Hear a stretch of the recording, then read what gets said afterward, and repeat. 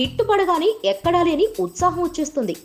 Confidence levels అమాంతంగా పెరిగిపోతుంటాయి. మనం ఏం చేసినా చెల్తా అనే నమ్మకం ఏర్పడుతుంది. ధృవతో రామ్ చరణ్ కి ఇలాంటి ఫీలింగ్స్ కలిగి ఉంటాయి. అందుకే సుకుమార్ సినిమాపై ఆ ప్రభావం పడుతోంది. నిజానికి ముందు నుంచి ఈ సినిమాని తన కంట్రోల్లోకి తెచ్చేసుకున్నాడు రామ్ చరణ్. టెక్నీషియన్ల ఎంపికలో పూర్తిగా తన ఇన్వాల్వ్మెంట్ కనిపిస్తోంది. కెమెరామెన్ దగ్గర నుంచి ఆర్ట్ డైరెక్టర్ వరకు అందరూ చరణ్ రికమెండేషన్ తో టీంలోకి వచ్చిన వాళ్లే. ధృవ ఎప్పుడైతే హిట్ అయిందో మరింత పట్టు బిగించడం మొదలు పెట్టాడు. ఈ సినిమాకి పూర్తిగా కొత్త స్టైల్లో చేయాలనుకుంటున్నాడు. తన సినిమాల్లో రెగ్యులర్ గా కనిపించే విషయాలేం ఇందులో ఉండకూడదని జాగ్రత్త పడుతున్నాడట. అందులో భాగంగానే ఐటమ్ సాంగ్ ని పక్కన పెట్టేశాడట. నాన్నకు ప్రేమతో సినిమాలో ఐటమ్ గీతం లేదు. సేమ్ టు సేమ్ అదే ఫార్ములా చరణ్ సినిమాలోనూ అప్లై చేద్దామనుకుంటున్నాడు సుక్కు. కానీ చరణ్ మాత్రం ఐటమ్ సాంగ్ కావాల్సిందే అంటున్నాడని వినికిడి. ధృవ సినిమాలో మాస్ ని మెప్పించే అంశాలేం లేవు.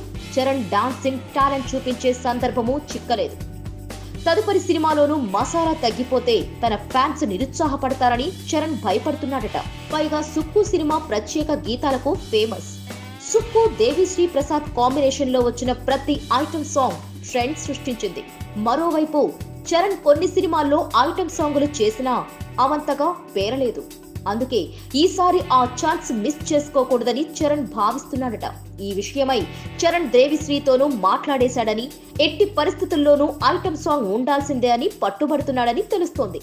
హీరో గారు చెప్తే నో అనకుండా ఎలా ఉంటాడు? అందుకే సుక్కు కూడా కాస్త మెత్తబడినట్లు తెలుస్తోంది. Please subscribe. Hi, it's me Purna. Please subscribe.